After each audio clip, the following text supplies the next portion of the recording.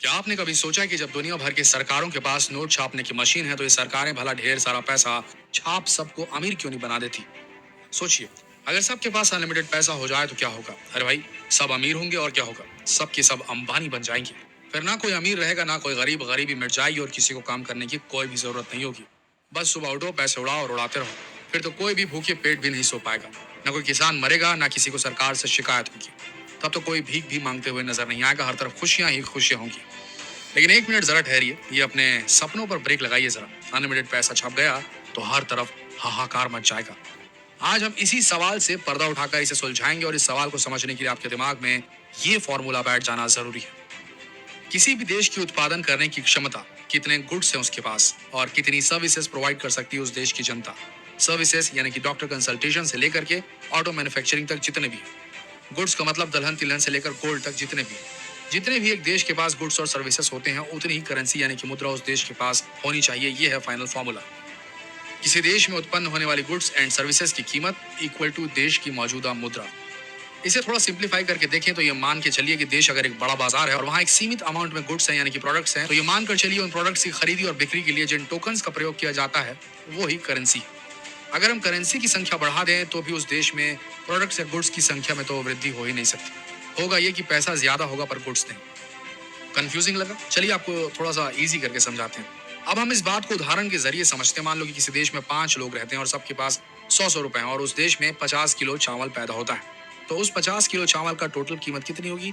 100 × 5 = 500। अब मान लीजिए उस देश के पास नोट छापने की मशीन है और खूब सारे नोट उन्होंने छापे और बांट दिए सब में। तो अब सबके पास अगर हजार रुपए हैं तो अब उन 50 किलो चावल का टोटल मूल्य क्या हुआ? 1000 × 5 = 5000। अब उन्हीं 50 किलो चावल की कीमत 500 से 5000 हो गई। ये आपने गौर किया? मतलब तो आप अब समझ ही गए होंगे। नहीं तो चलिए थोड़ा और विस्तार से आपको समझा देते हैं। सरकार जितना ज्यादा नोट छापेगी उतनी ज्यादा महंगाई बढ़ेगी और इसी को हम मुद्रास्फीति भी कहते हैं, यानी कि डीवैल्यूएशन ऑफ करेंसी हो जाएगी। चलिए इसे हम आपको दूसरे तरीके से भी समझाते हैं।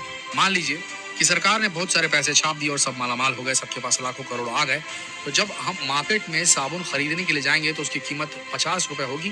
दुकानदार भला आपको कम पैसे में क्यों देगा? आपके पास तो बहुत पैसा है। अरे भाई, दुकानदार की भी तो लालच बढ़ेगी। धीरे धीरे सबकी कीमत आसमान छूने लगेगी।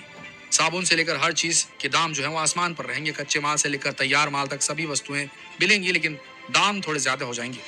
लेकिन सब जानते हुए भी इतिहास गवाह है कि दो देशों ने ये बहुत बड़ी गलती की थी। उन्होंने जरूरत से ज्यादा पैसा छापा था, ये सोचकर कि इससे गरीबी मिट सकती है। उन दो देशों में से पहला देश है जर्मनी। प्रथम विश्व युद्ध के बाद जर्मनी ने बहुत सारे देशों से कर्ज लिया था, मगर युद्ध में हुई हार के बाद वह कर्ज नहीं चुका पाए। जर्मनी ने सोचा कि हम खूब सारा पैसा छापकर अपना कर्ज उतार देंगे। बस फिर क्या था, जर्मनी ने यही किया और उन्होंने अनलिमिटेड अमाउंट में पैसा छापा और फिर नतीजा ये हुआ कि वहां की मुद्रा का डिवैल्यूएशन, अवमूल्यन हो गया और वहां की महंगाई आसमान छूने लगी। दूसरा है जिम्बाब्वे। बहुत साल पहले जिम्बाब्वे ने भी जर्मनी जैसी गलती की और बहुत सारी करेंसी छाप दी, जिसका नतीजा हुआ कि वहां की मुद्रा का अवमूल्यन यानी कि डिवैल्यूएशन हो गया, हजारों गुना बढ़ गया जिससे।